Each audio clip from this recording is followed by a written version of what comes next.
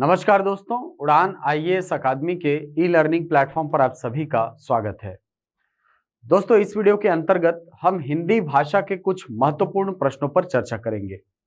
आप सभी को पता है कि अभी जो एग्जाम हुए हैं या आगे जो एग्जाम होने वाले हैं, उसमें हिंदी के जो कुछ महत्वपूर्ण टॉपिक है वहां से प्रश्न निरंतर पूछे जा रहे हैं, जिसमें से सर्वनाम या विशेषण या क्रिया, इस प्रकार के टॉपिक से हमेशा ही प्रश्न पूछे जा रहे हैं।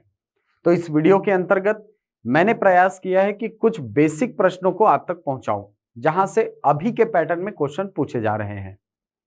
पर वीडियो में आगे बढ़ने से पहले आप सभी के लिए एक महत्वपूर्ण सूचना है कि आप सभी जो सिविल सर्विसेज की तैयारी कर रहे हैं, आप सभी के लिए एक एग्जाम ओरिएंटेड बैच उड़ान आईएएस अकादमी के द्वारा लाया जा रहा है।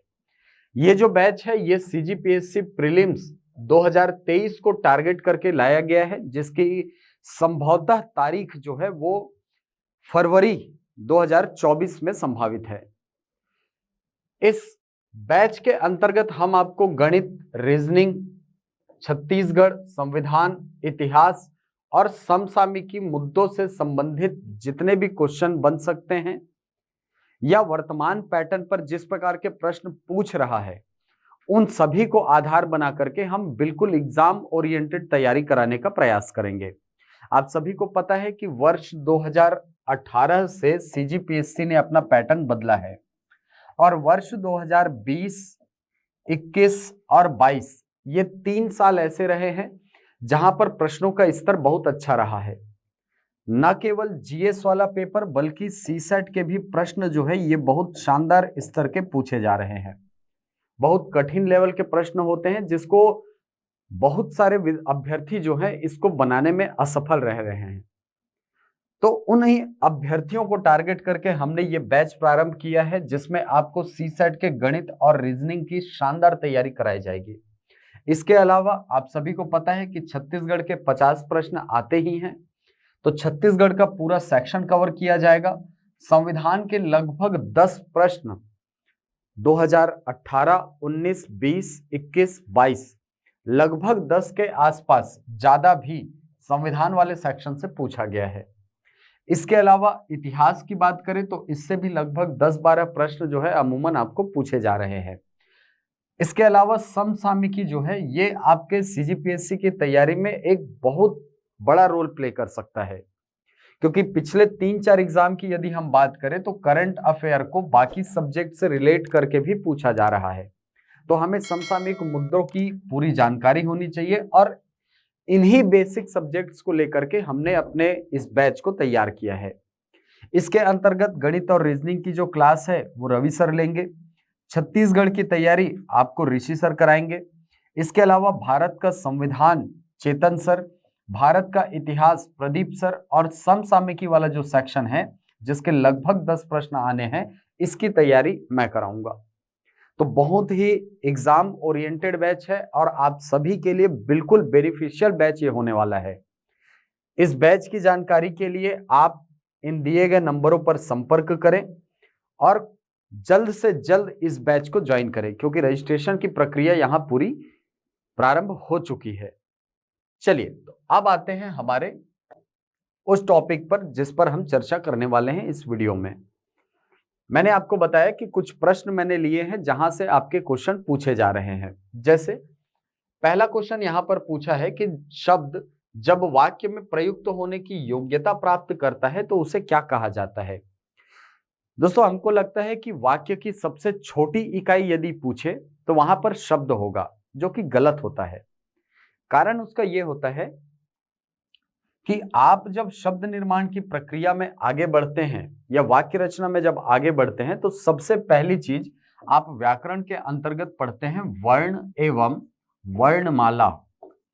वर्णमाला के अंतर्गत आप सभी ये जानते हैं कि कौन सा वर्ण कहां पर है, हमारी वर्णमाला में कितने वर्ण हैं।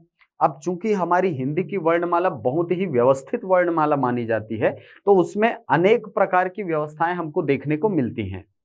इन सभी व्यवस्थाओं को आप वर्णमाला के अंतर्गत पढ़ते हैं, जैसे अल्प प्राण, महाप्राण, अघोष वर्ण, सघोष वर्ण, स्वरों का विभाजन, विशेष प्रकार के वर्ण, कंठ वर्ण यानी उच्चारण स्थल आप पढ़ते हैं कंठ, तालव्य, मूर्धन्य, दंत्य और ओष्ठ वर्ण के रूप में। तो वो सारी व्यवस्थाएं आप पढ़ते हैं वर्णमाला में। इसके बाद जब आप आगे बढ़ते हैं तो आप पढ़ते हैं शब्दों को। अब शब्द का जो दायरा है ये काफी विस्तृत है, क्योंकि शब्दों के अंतर्गत ही आप तत्सम शब्द, तद्भव शब्द, देशज शब्द, विदेशज शब्द पढ़ते हैं। इसके अलावा रूढ़ शब्द, यौगिक शब्द, योगरूढ़ शब्दों को पढ़ा जाता है। इसके अलावा आप देखेंगे तो अनेक शब्दों के लिए एक शब्द, एकार्थी शब्द, अनेकार्थी शब्द। तो शब्द के अंतर्गत आप बड़ी सारी चीजें पढ़ते हैं। शब्द से जब आप आगे बढ़ेंगे, सबसे पहले तो शब्द में ही आप संज्ञा, सर्वनाम ये सब पढ़ते हैं ना। शब्द से जब आप आगे बढ़ते हैं तब आपको पढ़ना होता है शब्द रचना। और शब्द रचना के अंतर्गत आप बेसिकली 4 टॉपिक पढ़ते हैं। एक तो पढ़ते हैं संधि, फिर पढ़ते हैं समास, एक पढ़ते हैं उपसर्ग और पढ़ते हैं प्रत्यय। ये 4 जो टॉपिक हैं ये आते हैं शब्द रचना के अंतर्गत। अब जब शब्द रचना से आप आगे बढ़ते हैं तब आप पढ़ते हैं पदों के बारे में। पद क्या होते हैं, क्योंकि शब्दों में और पदों में एक अंतर होता है। आप सभी जानते हैं कि संज्ञा या सर्वनाम जो है ये शब्द होते हैं। जैसे अगर मैं केवल राम लिख दूं या मैं लिख दूं या अच्छा लिख दूं, बुरा लिख दूं, तो ये सारे अगर स्वतंत्र रूप में हैं तब तो ये बिल्कुल ये शब्द हैं। लेकिन जब इनको वाक्य में लिखना होता है तो हम कैसे लिखते हैं सर? जैसे मैं लिखूं राम ने मोहन को पानी पिलाया। राम ने मोहन को पानी पिलाया। क्या अब ये शब्द स्वतंत्र हैं? तो आपका जवाब होगा नहीं सर, ये अब वाक्य रचना के अंतर्गत आ गए हैं। वाक्य में इन्होंने एक निश्चित स्थान ले लिया है। जैसे हम बात करें राम शब्द की, तो राम शब्द अब केवल संज्ञा नहीं है, अब ये वाक्य का वो भाग बन गया है जिसके द्वारा क्रिया की जा रही है, यानी इसने स्थान ले लिया है कर्ता का। यानी राम शब्द अब केवल संज्ञा शब्द नहीं है, व्यक्तिवाचक संज्ञा नहीं है, अब ये क्या बन गया है? कर्ता। और कर्ता कभी भी स्वतंत्र नहीं होता है, ये वाक्य के अंतर्गत आता है। और चूंकि ये वाक्य के अंतर्गत आता है इसीलिए इसको कर्ता या संज्ञा ना बोल करके कर्ता पद कहा जाता है। इसके बाद मोहन शब्द की बात करें तो मोहन पर कार्य किया जा रहा है, इसीलिए मोहन यहां पर केवल संज्ञा नहीं है बल्कि ये बन चुका है कर्म, ये कर्म है। वैसे ही पानी शब्द यहां पर कर्म है। और पिलाना ये अगर स्वतंत्र होता तो हम बिल्कुल इसको बोलते कि ये क्रिया है, लेकिन यहां पर चूंकि क्रिया पर लिंग का, वचन का और काल का प्रभाव पड़ गया है, इसीलिए अब ये शब्द जो है ये केवल क्रिया नहीं है बल्कि क्रियापद है, क्रियापद है। तो आप यहां पर देख पा रहे हैं कि वाक्य का जो निर्माण है ये केवल शब्दों के मेल से नहीं हुआ है बल्कि उन घटकों से हुआ है जिनसे कि वाक्य बनता है। जैसे कर्ता पद हो गया, कर्म पद हो गया, क्रियापद हो गया। तो शब्द रचना के बाद जो अगला टॉपिक आता है आपका वो होता है पद, और ये पद ही इकाई होते हैं किसी भी वाक्य के। तो कभी कभी प्रश्न आता है कि वाक्य की इकाई क्या है, तो वाक्य की इकाई ध्यान रखेगा शब्द नहीं होते, वाक्य की इकाई होती है पद, और पदों से मिलकर के फिर वाक्य का निर्माण होता है। तो यहां पर आपको प्रश्न में वही पूछ रहा है कि जब वाक्य में प्रयुक्त होने की योग्यता प्राप्त कर लेते हैं कोई शब्द तब उन्हें क्या कहा जाता है? तो तब उन्हें कहा जाता है पद। इसको ध्यान रखेंगे क्योंकि ये आपका सीक्वेंस है। आप कभी भी कोई भी भाषा का व्याकरण पढ़े तो आपको व्याकरण के अंतर्गत इसी सीक्वेंस में चलना चाहिए। और खासकर जब आप हिंदी या संस्कृत जैसी आर्य भाषाएं पढ़ रहे हैं तो उस स्थिति में आपके व्याकरण में, चूंकि हमारी भाषा ध्वन्यात्मक भाषा होती है, हिंदी, संस्कृत चाहे छत्तीसगढ़ी हो, ये ध्वन्यात्मक भाषाओं के अंतर्गत इनको रखा जाता है। ध्वन्यात्मक भाषाएं ऐसी भाषाएं होती हैं जो ध्वनि पर आधारित होती हैं।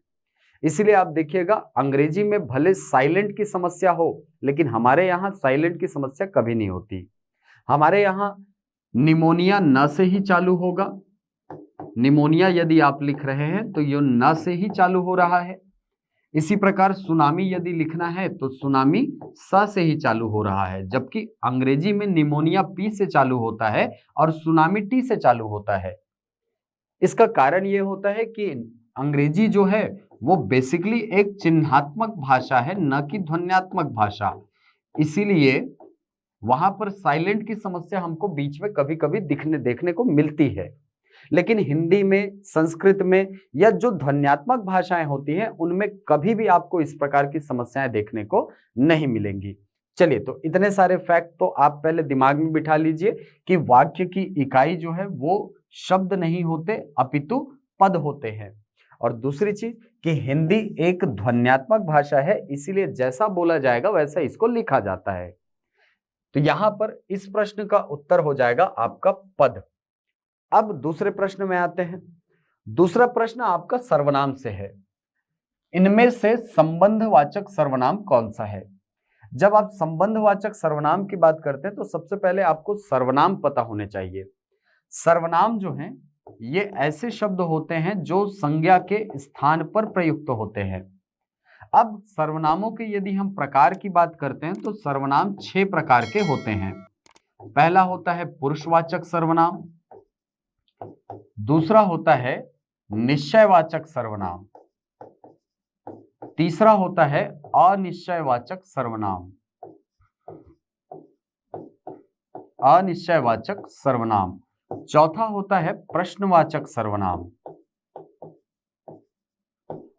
पांचवें स्थान पर आपको दिखेगा संबंधवाचक सर्वनाम, संबंधवाचक सर्वनाम, और छठे स्थान पर आपको दिखेगा निजवाचक सर्वनाम, निजवाचक सर्वनाम। इसमें पुरुषवाचक सर्वनाम की हम बात करें तो पुरुषवाचक सर्वनाम के 3 भेद होते हैं, क्योंकि पुरुष 3 प्रकार के होते हैं।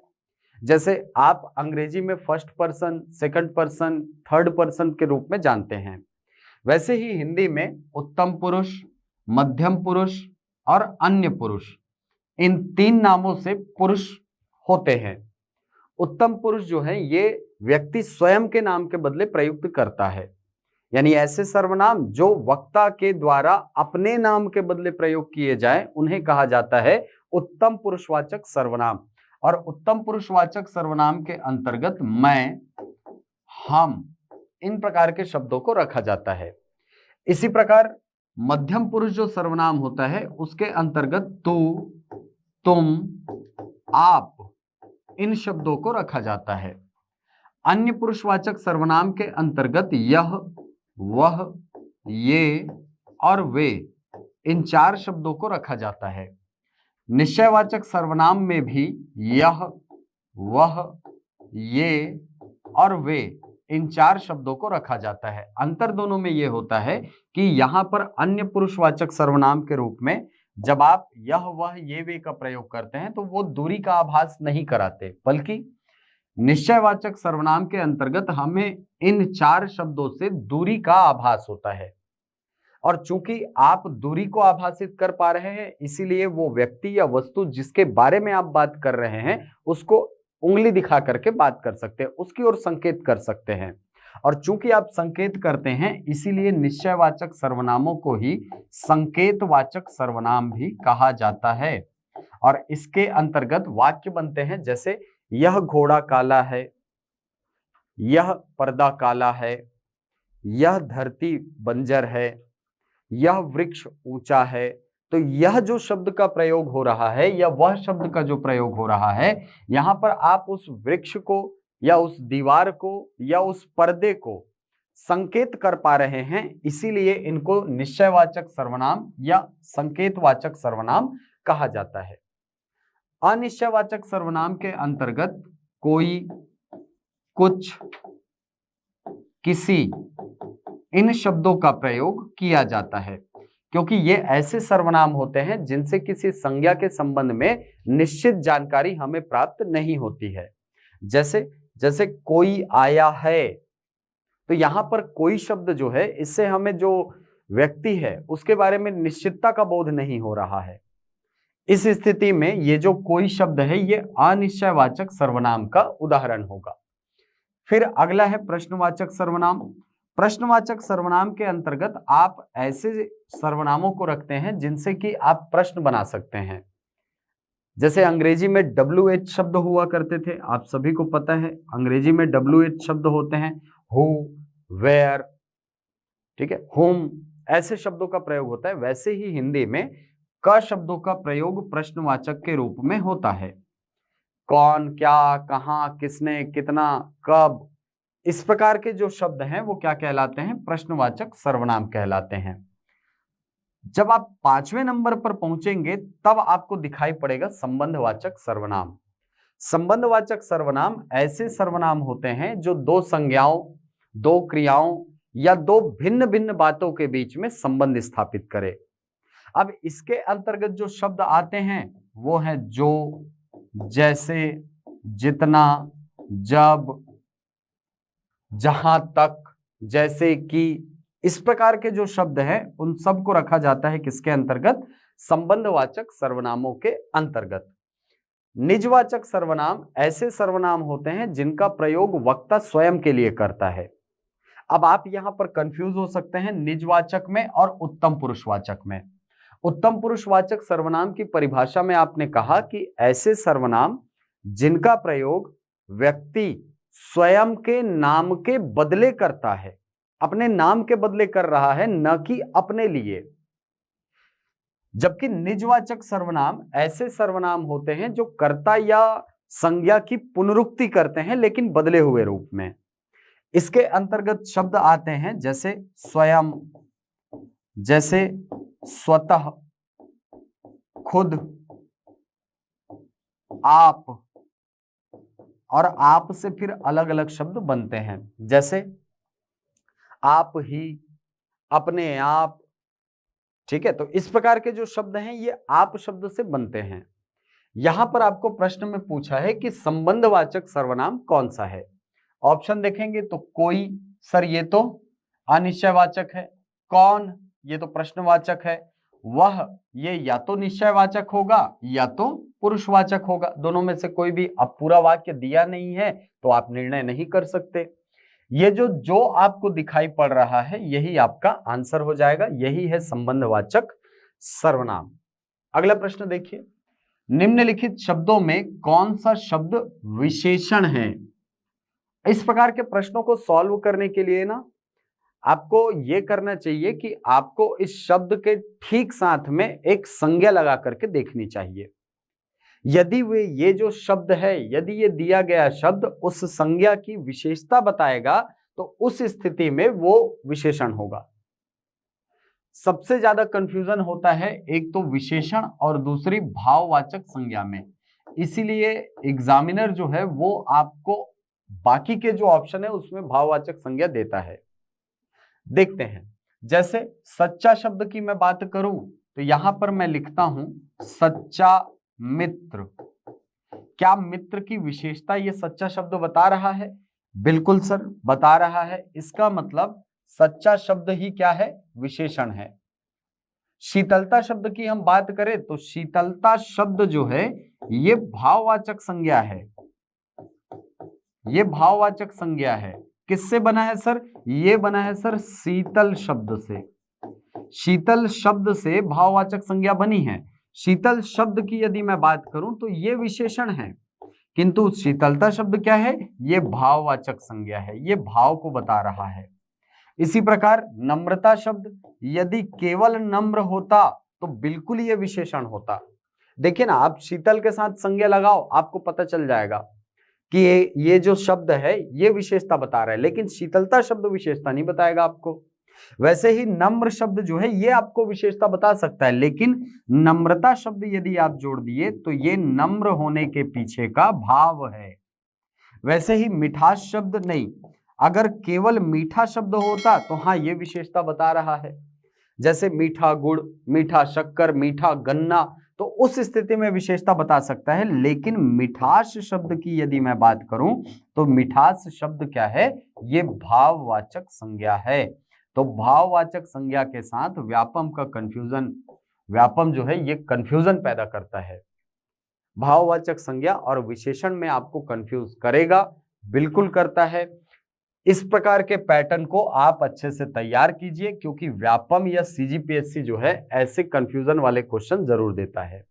और हम एग्जाम के प्रेशर में या तो हड़बड़ी में कोशिश करते हैं कि जितना जल्दी से जल्दी हो सके हिंदी को निपटा दिया जाए, लेकिन हिंदी निपटाने के लिए नहीं है, हिंदी पढ़ करके दिमाग से आराम से बनाने की चीज है, ये समझने वाली चीजें हैं। चलिए, तो यहां पर फिलहाल तो आपका आंसर हो जाएगा ऑप्शन नंबर ए, सच्चा। अब अगले प्रश्न की बात करें तो निम्नलिखित वाक्य में कुछ शब्द विशेषण हैं, उसका भेद छाटिए। ठीक है, कुछ बच्चे कक्षा में शोर मचा रहे थे। अब इसमें यह पूछ रहा है कि ये जो कुछ शब्द है ये विशेषण का कौन सा प्रकार है।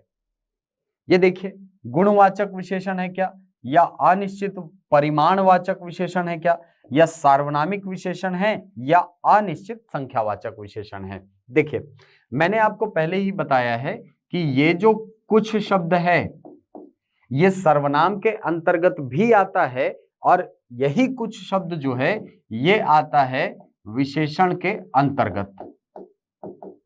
अब विशेषण के अंतर्गत भी आता है। विशेषण के अंतर्गत यदि आप देखें तो विशेषण के 4 भेद होते हैं, जिसमें से एक भेद होता है संख्यावाचक विशेषण। और संख्यावाचक विशेषण भी आगे जाकर के 2 भागों में बढ़ता है। एक को बोला जाता है निश्चित संख्यावाचक विशेषण, और दूसरे को बोला जाता है अनिश्चित संख्यावाचक विशेषण।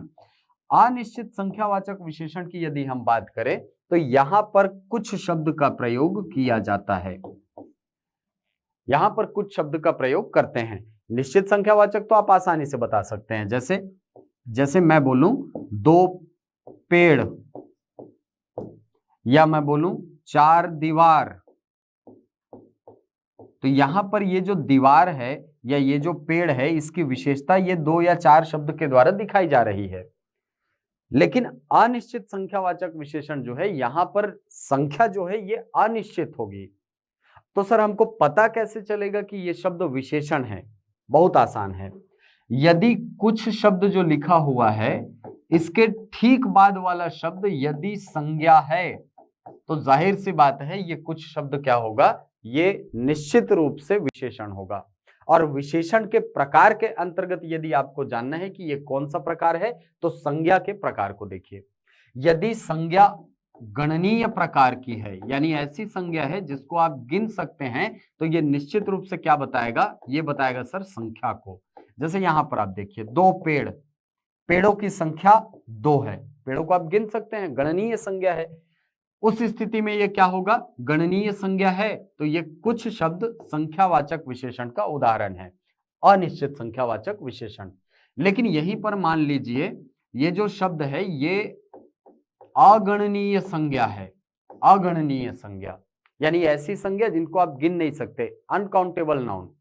उस स्थिति में ये जो कुछ शब्द है ये बताता है हमको किसके बारे में, ये बताता है सर परिमाण के बारे में। जैसे कुछ तेल, कुछ दूध, तो यहां पर दूध या तेल शब्द जो है ये अगणनीय संज्ञा है, अनकाउंटेबल नाउन है। इस स्थिति में वो बता रहा है परिमाण को। लेकिन यदि बाद वाली संज्ञा गिनने लायक संज्ञा है, गणनीय संज्ञा है, तो उस स्थिति में कुछ शब्द निश्चित रूप से क्या होगा, संख्यावाचक विशेषण होगा। अब यहां पर वाक्य में देखिए, कुछ बच्चे कक्षा में शोर मचा रहे थे। अब कुछ शब्द के तुरंत बाद वाली संज्ञा को देखिए, ठीक बाद में क्या लिखा है, कुछ बच्चे, बच्चे जो है ये गणनीय संज्ञा है, इसका मतलब ये संख्यावाचक विशेषण का उदाहरण है। अब संख्यावाचक विशेषण का उदाहरण है, किंतु संख्यावाचक विशेषण का कौन सा प्रकार है सर, तो ये अनिश्चित संख्यावाचक विशेषण का उदाहरण होगा। तो यहां से आंसर हो जाएगा ऑप्शन नंबर डी। आगे चलते हैं, इनमें से गुणवाचक विशेषण कौन सा है। देखिए, गुणवाचक विशेषण ऐसे विशेषण होते हैं जो गुण के आधार पर किसी संज्ञा या सर्वनाम की विशेषता बताते हैं। गुण के अंतर्गत बहुत सारी चीजें हैं। गुण के अंतर्गत अच्छाई भी आती है, गुण के अंतर्गत बुराई भी आती है, गुण के अंतर्गत आप रखते हैं रूप को भी, और गुण के अंतर्गत रंग भी आता है, गुण के अंतर्गत आकार भी आती है, गुण के अंतर्गत आकृति को भी रखा जाता है, गुण के अंतर्गत आप दशा को भी रखते हैं, अवस्था को भी रखते हैं, स्थिति को भी रख सकते हैं। गुण के अंतर्गत स्वाद भी आ सकता है। तो बहुत सारी क्वांटिटीज हैं जिनका प्रयोग आप गुण के अंतर्गत करते हैं। गुण तो कुछ भी हो सकता है ना सर। गुण आपकी अच्छाई भी हो सकती है, गुण आपकी बुराई भी हो सकती है। जैसे मैं बोलूं राम अच्छा है तो बिल्कुल अच्छाई उसका गुण है। मैं बोलूं कि फलाना बुरा है तो बुरा जो शब्द है वो बुराई शब्द है ना, बुराई शब्द है। तो बुराई के रूप में विशेषता बताई जा रही है तो वो भी क्या है, विशेषण है, एक प्रकार का गुण ही बताया जा रहा है वहां भी। तो जब किसी संज्ञा या सर्वनाम की विशेषता इनके आधार पर बताई जाए तब वहां पर होता है गुणवाचक विशेषण। गुणवाचक विशेषण। अब आपको पूछ रहा है कि इनमें से गुणवाचक विशेषण कौन सा है। देखिए सबसे पहला ऑप्शन यदि देखें तो ये लिखा है चौगुना। चौगुना शब्द जो है ये संख्यावाचक विशेषण है, ये संख्यावाचक विशेषण है। वहीं अगर हम बात करें नया शब्द की तो आपका उत्तर होगा नया, क्योंकि अच्छाई में नया, नवीन, इस प्रकार के शब्दों को भी रखा जा सकता है अच्छाई में। बुराई में पुराना, प्राचीन, है ना, इस प्रकार के। अब ये ऐसा नहीं कि बुराई बोल रहा हूं, है ना, मतलब गुण दोष आप बोल सकते हैं वहां पर। तीन शब्द भी संख्यावाचक विशेषण का उदाहरण है। कुछ शब्द जो है ये अनिश्चित संख्यावाचक हो सकता है, अनिश्चित परिमाणवाचक हो सकता है। चलिए तो यहां से आपका आंसर हो जाएगा ऑप्शन नंबर बी। अगला क्वेश्चन देखते हैं। यह घोड़ा अच्छा है, इस वाक्य में यह क्या है? ऑप्शन है संज्ञा, सर्वनाम, गुणवाचक विशेषण और सार्वनामिक विशेषण। इस प्रकार के प्रश्नों में आपको व्यापम कई बार फंसा चुका है। क्यों सर? क्योंकि यह का प्रयोग आप हिंदी व्याकरण में तीन जगहों पर देखेंगे, यह, वह, ये, वे का। दो जगह मैंने आपको बताया अभी जस्ट। एक तो आप देखते हैं इसका प्रयोग पुरुषवाचक सर्वनाम के अंतर्गत, दूसरा आप इसको देखते हैं निश्चयवाचक सर्वनाम के अंतर्गत। निश्चयवाचक सर्वनाम के अंतर्गत ये दोनों सर्वनाम हैं। जबकि यह का प्रयोग आप संकेतवाचक या सार्वनामिक विशेषण के अंतर्गत भी देखते हैं। सार्वनामिक विशेषण के अंतर्गत भी इनको देखा जाता है। सार्वनामिक विशेषण को भी संकेतवाचक सर्वनाम बोलते हैं, संकेतवाचक विशेषण बोलते हैं, ध्यान रखिएगा इसको। अब दिक्कत ये होती है कि सर ये जो यह, वह, ये और वे, इनको पहचाने कैसे? देखिए इनको पहचानने का एक साधारण सा तरीका, एक सामान्य सा तरीका आपको बता रहा हूं। यदि यह, वह, ये और वे, इनसे आपको बोध होता है किसी समीपस्थ या दूरस्थ वस्तु या व्यक्ति का, तो समीपस्थ के लिए आप प्रयोग करते हैं सर यह और ये, जबकि दूरस्थ के लिए प्रयोग करते हैं क्या, वह और वे। यदि इन विशेषताओं के साथ आपको दे रहा है ये शब्द, मतलब समझ जाना ये सार्वनामिक विशेषण के अंतर्गत ही उत्तर में लेगा, सार्वनामिक विशेषण के अंतर्गत ही लेगा, इसको ध्यान रखिएगा। अब दूसरी चीज सर, इसको पुरुषवाचक में कब लेगा? इसको पुरुषवाचक में कब लेता है? पुरुषवाचक सर्वनाम के रूप में यह, वह, ये, वे का प्रयोग तब होता है जब वो व्यक्ति या वस्तु जिसके संबंध में बात की जा रही है वो समक्ष उपस्थित ना हो। जैसे सर, जैसे मैं अगर ऐसा बोलता हूं कि राम कल विद्यालय आया था, राम कल विद्यालय आया था, वह परेशान लग रहा था, वह परेशान लग रहा था। अब आप बताइए यहां पर वह का प्रयोग तो हमको दिख रहा है सर, लेकिन क्या इस वह शब्द से आपको दूरी का आभास हो रहा है राम और व्यक्ति के बीच में? नहीं सर। इस स्थिति में ये जो वह शब्द है ये निश्चित रूप से पुरुषवाचक सर्वनाम का उदाहरण होगा। जैसे 4 बज रहे हैं, वह अभी खाना खा रहा होगा। क्या दूरी का आभास हो रहा है? नहीं सर। इस स्थिति में ये जो वह शब्द का प्रयोग है वो निश्चित रूप से क्या होगा? पुरुषवाचक सर्वनाम का उदाहरण होगा। अब हम बात करते हैं इस प्रश्न की। तो यह घोड़ा अच्छा है। एक तो इस क्वेश्चन को ऐसे भी देता है कि यह घोड़ा अच्छा है, इस वाक्य में सार्वनामिक विशेषण का उदाहरण कौन सा है? अब होता यह है कि हमारे दिमाग में तो पहले से ही विशेषण मतलब अच्छा, बुरा, रंग, रूप, आकार, आकृति, यही सारी चीजें घूमती हैं। लेकिन विशेषण के अंतर्गत 4 अलग अलग चीजें आती हैं। एक तो गुण आता है, संख्या आती है, परिमाण आता है और सार्वनामिक विशेषण के रूप में सर्वनाम भी इसके अंतर्गत आते हैं। यह वह ये वे का प्रयोग दिखता है। तो अच्छा शब्द जो है ये आपका गुणवाचक विशेषण का उदाहरण है। ये गुणवाचक विशेषण है सर। घोड़ा क्या है सर? घोड़ा संज्ञा है। अब ये जो यह शब्द है ये क्या है? ये एक सार्वनामिक विशेषण का उदाहरण होगा। याद रखिएगा, यह जो है ये एक सार्वनामिक विशेषण है। क्यों सर? यह घोड़ा काला है, यानी उस घोड़े को आप संकेत करके बता सकते हैं कि यह घोड़ा काला है। तो यह शब्द जो है ये निश्चित रूप से सार्वनामिक विशेषण के अंतर्गत ही लेगा आंसर, और ऐसा कई बार हो चुका है। इसीलिए कभी भी इस प्रकार का क्वेश्चन आता है तो आंसर क्या लेंगे? सार्वनामिक विशेषण लेंगे। यदि इस यह, वह, ये, वे इन 4 शब्दों से दूरी आभासित हो रही है तो निश्चित रूप से वहां पर ये किसका प्रकार होगा? विशेषण का सार्वनामिक प्रकार, यानी सार्वनामिक विशेषण होगा। चलिए आगे बढ़ते हैं। निम्नलिखित क्रियाओं में से कौन सी क्रिया अनुकरणात्मक नहीं है? तो सबसे पहले तो हमको यह पता होना चाहिए कि अनुकरणात्मक क्रियाएं क्या होती हैं। अनुकरणात्मक क्रियाएं क्या होती हैं? देखिए, अनुकरण शब्द का मतलब होता है रिपीटेशन, पुनरावृत्ति। तो अनुकरणात्मक क्रियाएं ऐसी क्रियाएं होती हैं जिसमें एक ही शब्द की पुनरावृत्ति होती है। इसी को दूसरे शब्दों में कहें तो जिन क्रियाओं का निर्माण एक ही शब्द की पुनरावृत्ति से हो, रिपीटेशन से हो, उन्हें कहा जाता है अनुकरणात्मक क्रिया। जैसे सर, जैसे लिखा है, मान लो हिन हिनाना या फुसफुसाना, बुदबुदाना, सब में आप देखेंगे कि ये जो शब्द है ये रिपीट हो रहा है। ये देखिए रिपीट हो रहा है। जब इस प्रकार की पुनरावृत्ति होती है तो ऐसी क्रियाओं को कहा जाता है अनुकरणात्मक क्रिया। आइए ऑप्शन में देखते हैं। फड़फड़ाना, फड़ शब्द का रिपीटेशन है। मिमियाना, मी शब्द का रिपीटेशन है।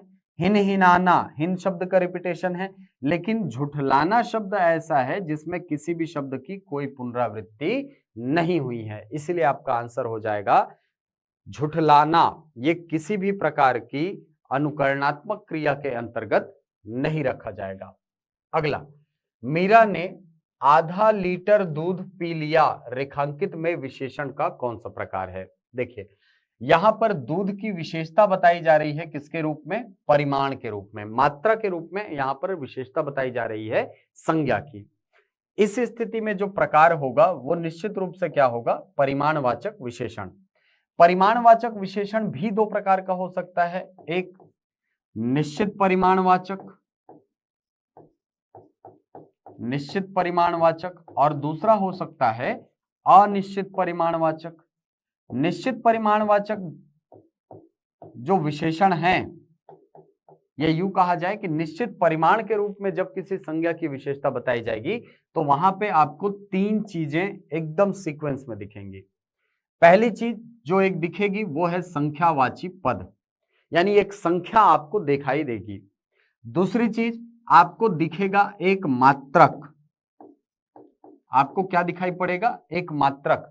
और तीसरे नंबर पर वो संज्ञा होगी जिसकी आपको विशेषता बतानी है, और वो संज्ञा निश्चित रूप से अगणनीय संज्ञा के अंतर्गत आएगा। तो 2 लीटर दूध जब बोल रहा हूं तो दूध शब्द चूंकि अगणनीय संज्ञा है और यहां पर 2 लीटर ये जो पूरा पद है ये विशेषता बता रहा है दूध की मात्रा के रूप में, इसीलिए 2 लीटर शब्द क्या हो गया, निश्चित परिमाणवाचक विशेषण हो गया। अब यदि मैं बात करूं अनिश्चित परिमाणवाचक विशेषण की, तो अनिश्चित परिमाणवाचक विशेषण इसमें जो संज्ञा होगी उसकी विशेषता अनिश्चित परिमाण के रूप में बताई जाएगी। जैसे मैं बोलूं थोड़ा दूध या थोड़ा सा दूध, इस स्थिति में थोड़ा शब्द से मुझे दूध के निश्चित परिमाण का बोध नहीं हो रहा है। इस स्थिति में थोड़ा शब्द क्या है, परिमाण ही बता रहा है किंतु अनिश्चितता के रूप में। परिमाण क्यों बता रहा है सर, क्योंकि बाद वाली संज्ञा जो है ये अगणनीय संज्ञा है।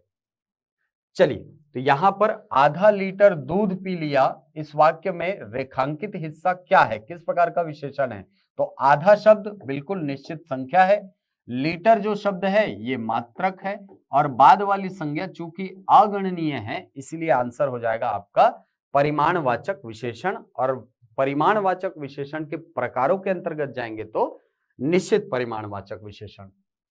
अगला क्वेश्चन, वह घर पहुंच गया, इस वाक्य में पहुंच गया निम्न में से किस प्रकार की क्रिया का उदाहरण है। ऑप्शन है आपके पास प्रेरणार्थक क्रिया। देखिए, प्रेरणार्थक क्रिया ऐसी क्रिया होती है जिसमें कर्ता स्वयं कार्य न कर प्रेरणा के माध्यम से काम करवाता है। जैसे पढ़ना मूल क्रिया है, पढ़ना मूल क्रिया है, लेकिन अगर मैं कहूं पढ़ाना, तो इस स्थिति में कर्ता स्वयं कार्य नहीं कर रहा है बल्कि प्रेरणा के माध्यम से पढ़ा रहा है। ठीक है, तो पढ़ कौन रहा है, सामने वाला पढ़ रहा है सर।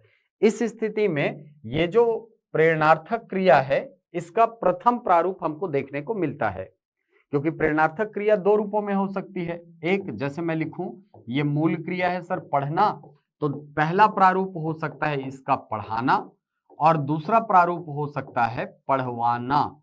ये जो 2 प्रारूप हैं इन्हें प्रेरणार्थक क्रिया का भेद कहा जाता है। ये प्रेरणार्थक क्रियाएं हैं, पहला पढ़ाना और दूसरा पढ़वाना। तो कर्ता द्वारा यदि स्वयं कार्य किया जा रहा है तो वो मूल क्रिया है, लेकिन जब कर्ता स्वयं कार्य न कर प्रेरणा के माध्यम से काम कराए, जैसे पढ़ाना जब मैं बोल रहा हूं तो मैं नहीं पढ़ रहा हूं, सामने वाला पढ़ रहा है, इस स्थिति में ये क्या है सर, ये प्रेरणार्थक क्रिया है। दूसरा पढ़वाना, ये द्वितीयक प्रेरणार्थक कहलाता है या द्वितीय प्रेरणार्थक क्रिया कहलाती है। क्यों सर, क्योंकि यहां पर वक्ता या जो कर्ता है वो स्वयं इन्वॉल्व नहीं होता है बल्कि किसी तीसरे के माध्यम से काम करवाता है। जैसे मैंने आपको हिंदी पढ़वाई, तो यहां पर यह बोध हो रहा है कि मैंने किसी दूसरे व्यक्ति को बोला था और वो आकर के आपको फिर पढ़ाए हैं।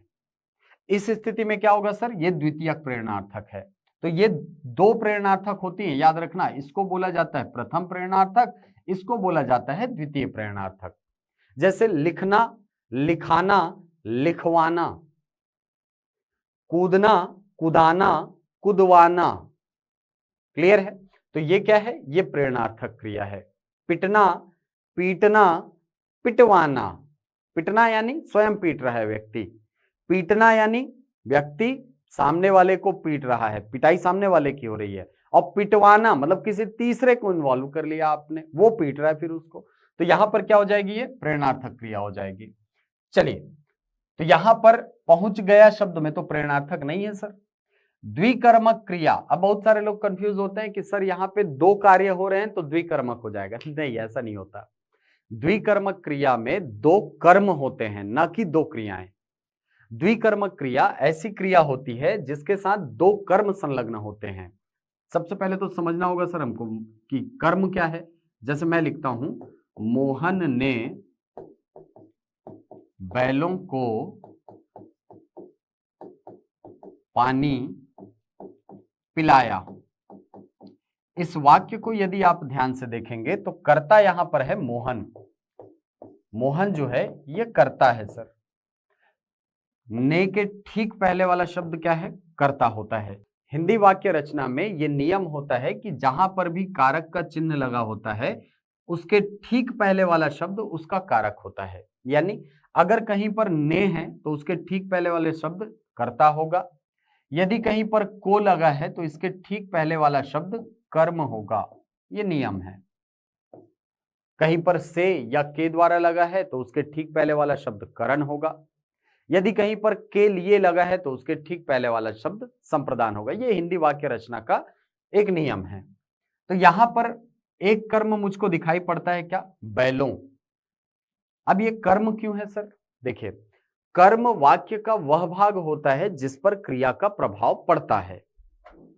तो यहां पर बैलों पर क्रिया का प्रभाव पड़ रहा है, इसीलिए यह कर्म है। आगे बढ़ेंगे तो पानी शब्द भी आपको क्या दिखाई पड़ेगा? कर्म दिखाई पड़ेगा। यह भी कर्म है सर। क्रिया क्या है यहां पर? क्रिया है यहां पर पिलाना। पिलाना क्रिया है। क्रिया हमेशा अपने मूल रूप में लिखी जाती है तो जिसके अंत में ना लगा होगा, जैसे आना, जाना, खाना, पीना, रोना, गाना, अंत में ना लगा होगा, तो ये क्रिया है। तो सर पिलाया क्या लिखा हुआ है? पिलाया को बोला जाता है क्रिया रूप। क्रिया रूप जो है, इस पर आपको लिंग का, वचन का, कारक का, काल का, कारक का तो नहीं, काल का प्रभाव आपको देखने को मिलेगा। लेकिन क्रिया जो है वो हमेशा अपने धातु रूप में लिखी जाती है, यानी अंत में क्या लगा होगा? ना लगा होगा। अब इस वाक्य को देखें तो वाक्य में यह है कर्म नंबर 1 और यह है कर्म नंबर 2। ये मुख्य कर्म है और ये द्वितीय कर्म है, और चूंकि इस क्रिया के साथ 2 कर्म जुड़े हुए हैं इसीलिए वो क्रिया द्विकर्मक होगी। तो हमको यहां पर 2 क्रियाएं दिख रही हैं, वहां पर 2 कर्म दिख रहा है, तो ये अंतर है। ठीक, तो द्विकर्मक क्रिया का उदाहरण है क्या? पहुंच गया? नहीं सर। अगला संयुक्त क्रिया, बिल्कुल ये इसका आंसर हो जाएगा, संयुक्त क्रिया। क्यों सर? देखिए, संयुक्त क्रिया ऐसी क्रिया होती है जिसमें 2 क्रियाएं परस्पर संलग्न होती है, 2 क्रियाएं जुड़ करके संयुक्त क्रिया का निर्माण करती हैं। अब ये संयुक्त क्रिया आपको 2 अलग अलग तरीकों से दिखाई पड़ सकती है। एक तो ऐसा दिखाई पड़ सकती है जैसे लिखना, पढ़ना। 2 क्रियाएं आपको एकदम स्पष्ट रूप से दिखेंगी, लिखना, पढ़ना या पढ़ना, लिखना, आना, जाना, खाना, पीना, हंसना, रोना, ये संयुक्त क्रिया है। दूसरा क्रिया आपको क्या दिखाई पड़ेगा? दूसरा रूप सर, तो दूसरे रूप में आपको दिखाई पड़ेगा जैसे चल दिया। 2 क्रियाएं यहां भी हैं, चलना, देना, लेकिन भाव केवल एक का स्पष्ट होगा, तो इसको भी रखा जाता है किसके अंतर्गत? संयुक्त क्रिया के अंतर्गत। चल दिया, खा लिया, मर गया, पा लिया, सब क्या है? सब संयुक्त क्रिया के उदाहरण हैं। अब इस वाक्य का यदि आप आकलन करेंगे तो इस वाक्य में पहुंचना और जाना 2 अलग अलग क्रियाएं हैं, और दोनों क्रियाएं मिलकर के एक निश्चित क्रिया बनाई है। यानी दोनों क्रियाओं ने मिलकर के एक ऐसी क्रिया बनाई है जहां पर केवल एक क्रिया का भाव स्पष्ट हो रहा है, पहुंचने का। तो इस स्थिति में क्रिया का जो स्वरूप है उसको आप क्या कहते हैं? संयुक्त क्रिया कहते हैं। अगला है पूर्वकालिक क्रिया, या इसी को कहीं कहीं पूर्णकालिक क्रिया भी कहा जाता है। पूर्वकालिक क्रिया या पूर्णकालिक क्रिया क्या होती है सर? देखिए, जब कर्ता एक कार्य को पूर्ण कर तत्काल दूसरे कार्य में प्रवृत्त होता है, तब जो क्रिया काल के साथ पहले पूर्ण हो चुकी होती है उसको कहा जाता है पूर्वकालिक या पूर्णकालिक क्रिया। जैसे मैं कहूं राम खाकर सो गया, यानी पहले कौन सी क्रिया पूरी हुई सर? खाने की क्रिया पहले पूरी हुई। खाकर सो गया, तो सोने की क्रिया बाद में चालू हुई है, खाने की क्रिया पहले चालू हुई थी, खत्म हो गई। तो यहां पर ये जो खाकर शब्द आपको दिखाई पड़ रहा है, चूंकि ये काल के साथ पहले पूर्ण हुई है, इसीलिए इसको पूर्णकालिक क्रिया या पूर्वकालिक क्रिया कहा जाता है। वह हंसकर मर गया। ठीक है, तो इस प्रकार के जो वाक्य हैं, वह आकर चला गया, वह मरकर भी जिंदा है, तो कर लगा होगा उसमें, ये पहचान होती है पूर्वकालिक क्रियाओं की। चलिए, तो ये यहां पर आपका आंसर हो जाएगा संयुक्त क्रिया। ठीक, चलिए, तो मैंने कुछ प्रश्न जो बेसिक हिंदी में आपको पूछे जाते हैं और व्यापम वगैरह में आप सभी ने देखा होगा, इसी प्रकार के पैटर्न में क्वेश्चन अब आपको पूछ रहा है। वहां पर अब डायरेक्ट क्वेश्चन आपको बहुत कम देता है, तो मैंने प्रयास किया है कि कुछ ऐसे ही प्रश्न आप तक पहुंचाए जाए जो कि आपके एग्जाम के लिए लाभदायक हो। मिलते हैं अगली वीडियो में कुछ नई जानकारियों के साथ, कुछ नए प्रश्नों के साथ। तब तक के लिए धन्यवाद।